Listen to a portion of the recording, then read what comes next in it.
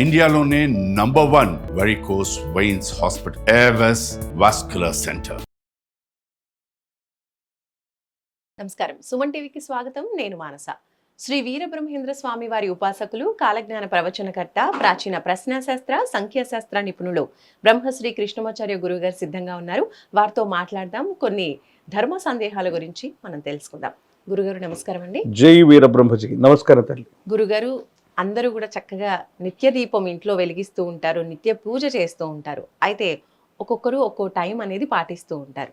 So చక్కగా పూజ చేసుకోవాలి అనుకున్న వాళ్ళకి ఏ టైంలో గనక నిత్య పూజ, నిత్య దీపం పెట్టుకుంటే మంచిది అనేది ఈరోజు తెలుసుకోవాలనుకుంటున్నాం. దీపం జ్యోతి పరబ్రహ్మ. సాక్షాత్తు దీపం అనేటువంటిది పరబ్రహ్మ తేజో స్వరూపమై ఉంది. అలాంటి దీపం ఎక్కడైతే వెలిగిస్తారో అజ్ఞానం అనేటువంటి అంధకారాలే కాదు, ఇంట్లో ఉన్నటువంటి నకారాత్మకమైనటువంటి శక్తులన్నీ కూడా తొలగిపోతాయి. నీలతోయద మధ్యస్థ విద్యుర్లేకేవ భాస్వర నీవారసూకవత్తన్వి పీతా భాస్వత్వనూపమ తశిఖాయా భ్రూమధ్యే పరమాత్మా వ్యవస్థితః సబ్రహ్మ శివ హరిశ్చేంద్రసోక్షర పరమస్వరాట్. ఇది నారాయణ ఉపనిషత్తు. నారాయణ ఉపనిషత్తు భగవంతుడు ఎక్కడుంటాడు, ఎలా ఉంటాడు, ఏ రూపంలో ఉంటాడు అన్నటువంటి ప్రశ్నకు సమాధానం ఇస్తూ, ఎలా ఉంటాడంటే ఒక చలికాలంలో మంచు పడుతూ ఉన్నటువంటి సందర్భంలో వరి పంటకు సంబంధించినటువంటి వరి పత్రం, ఆ వరిగడ్డి మీద ఒక మంచు బిందువు పడితే సూర్యకిరణం దాని మీద ప్రజ్వలితమై ఆ రిఫ్లెక్టేషన్ ఎలా ఉంటుందంటే పీతవర్ణం అయితే, ఆ పీతవర్ణంలో మెరుస్తూ ఉన్నటువంటి ఆ రంగు ఎక్కడుంటాడు పరమాత్మ స్వరూపం అంటే తశిఖాయ భ్రూమధ్యే పరమాత్మ వ్యవస్థితః. ఈ రెండు కన్నుల మధ్య ఉన్నటువంటి బ్రుకుటి మధ్యలో పరమాత్మ వ్యవస్థీకృతమై ఉంటాడు. ఎలా ఉంటాడు అని అడిగితే మరో మాట చెప్పింది, మీరు ఇంట్లో దీపారాధన చేస్తున్నటువంటి సందర్భంలో ఆ దీపం ప్రజ్వరిల్లిస్తూ ఎలాగైతే వెలుగుతూ ఉంటుందో అదే పరమాత్మ స్వరూపం. అంటే దీపం వెలిగిస్తున్నామంటే అర్థం ఏంటి? పరమాత్మను దర్శిస్తున్నాం. ఈ లెక్కన ఎవరైతే నిత్యము దీపారాధనను వారి వారి యొక్క గృహాల్లో వెలిగిస్తూ ఉన్నారో వాళ్ళందరికీ కూడా పరమాత్మ యొక్క సందర్శనం జరిగింది అని మనం అనుకోవాలి. మరి పరమాత్మ సందర్శనాన్ని ఎప్పుడు చేసుకోవాలి? దానికి నిర్ణీతమైనటువంటి సమయం ఏదైనా శాస్త్రం చెప్పబడి ఉందా? సూర్యుడు ఉదయించక మునుపే. సరైనటువంటి సందర్భం చెప్పాలంటే సూర్యుడు ఉదయించక మునుపే. ఇంకా చక్కగా చెప్పాలి అంటే గృహస్థు ధర్మంలో కుదరదు, కానీ శాస్త్రం చెప్పింది కువలయములు వికసించు సమయం అంటే బ్రాహ్మీ ముహూర్తం. కువలయములు అంటే కలువలు, తామరలు, పుష్పాలు. ఈ వికసించేటువంటి సమయం మీరన్నట్టుగా అత్యద్భుతమైనటువంటి బ్రహ్మీ ముహూర్తం. ఎటువంటి దోషాలు లేనటువంటిది, ఎటువంటి వర్జాలు లేనటువంటిది, ఎటువంటి దుర్ముహూర్తము లేనటువంటిది. మీ దైనందిన జీవితంలో అద్భుతమైనటువంటి ఫలితాలు కలిగి మీరు వెలిగించే పరంజ్యోతి స్వరూపం సాక్షాత్తు భగవంతుడి యొక్క దర్శనంగా మీరు చూడగలిగితే బ్రహ్మీ ముహూర్తంలో మీరు దీపారాధన చేయటం మొదటి ప్రాధాన్యత. అంటే సుమారు 3:30 నుండి 4:30 మధ్యలో. గురుగారు, మేమంతా గృహస్థు ధర్మంలో ఉన్నాం, అంత ఉదయమే అర్ధరాత్రి అపరాత్రి వరకు పనులన్నీ చేసుకొని పిల్లలందరినీ కూడా వాళ్ళకి కావాల్సినటువంటి సపర్యాలన్నీ కూడా చేసి గృహస్థు ధర్మంలో ఉన్నటువంటి మేము తెల్లవారుజామున మళ్ళీ లేచి చేయటం ఇబ్బంది అవుతుంది, కష్టం. ఇక రెండవ ప్రాధాన్యత 5:30 నుండి 6:30 లోపు సూర్యుడు ఉదయించేటువంటి సందర్భానికి ముందే. ఇది రెండవ ప్రాధాన్యత.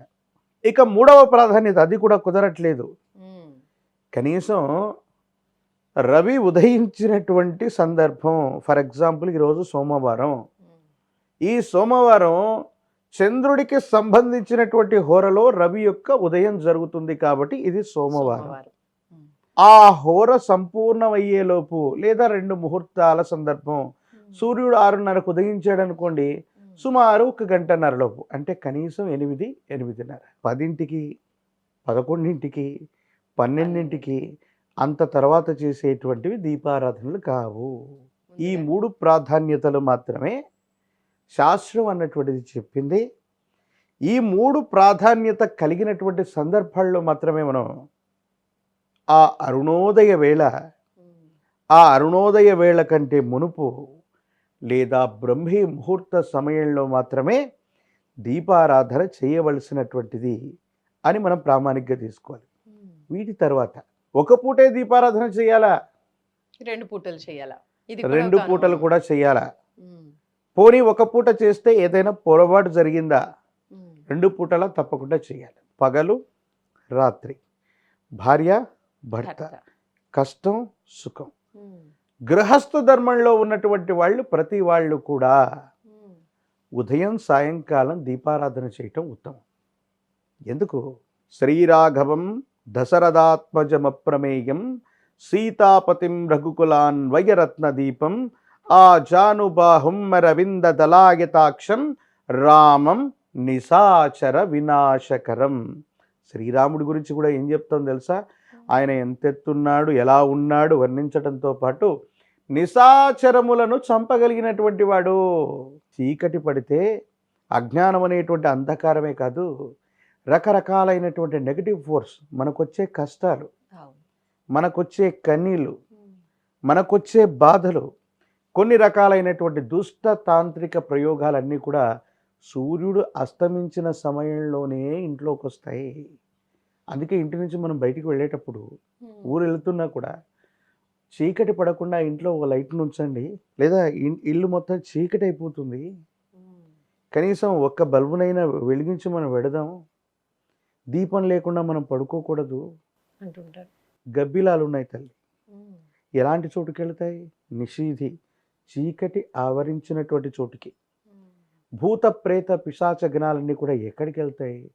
సంపూర్ణంగా నిషీధి, చీకటి ఉన్నటువంటి చోటుకి. ఏ ఇంట్లోనైతే మనం పరమ సంతోషంగా ఉండాలనుకుంటాం, సాయంకాల సమయంలో కూడా దీపారాధన చేయాలి.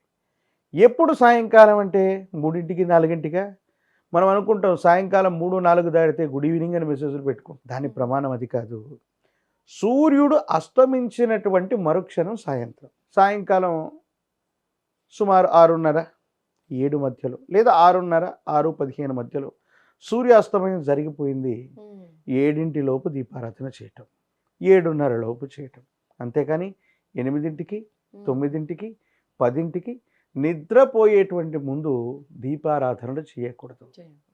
ఎందుకంటే భగవంతుడికంటూ ఇంట్లో యజమానికి ఎలాగైతే ఒక పడగ గది, వంట చేసుకోవడానికి ఎలాగైతే ఒక వంటిల్లు, పిల్లలు చదువుకోవడానికి ఒక ప్రత్యేకమైనటువంటి గది ఎలా ఉంటుందో, భగవంతుడికి కూడా మన ఇంట్లో పూజా మందిరమును, పూజా గదమును, దేవుడి గది అని సపరేట్గా నిర్మించుకుంటున్నాం.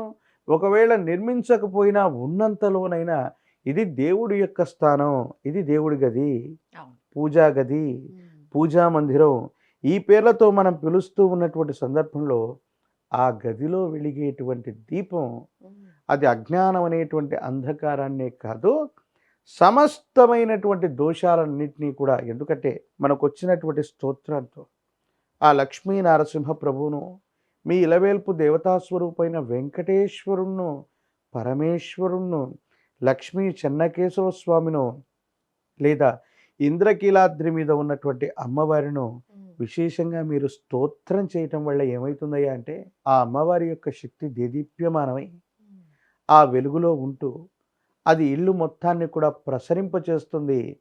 సానుకూలవంతమైనటువంటి స్థితిగతుల్లో మీకు అనుకూలవంతమైనటువంటి భావనలు ఇచ్చి సుఖాన్ని, సంతోషాన్ని, మీ ఇంట్లో ఏ కష్టాన్ని లేనటువంటి పరిస్థితిని ఇస్తుంది. కాబట్టి మీరు దీపారాధన వెలిగిస్తున్నారు ఇంట్లో అంటే దైవ దర్శనాన్ని అనునిత్యం చేస్తున్నారనే దానికి గుర్తని నారాయణ ఉపనిషత్తు చెబుతోంది. ధన్యవాదాలు గురుగారు. నమస్కారం. జై వీరబ్రహ్మ, జై గోవిందమంబ.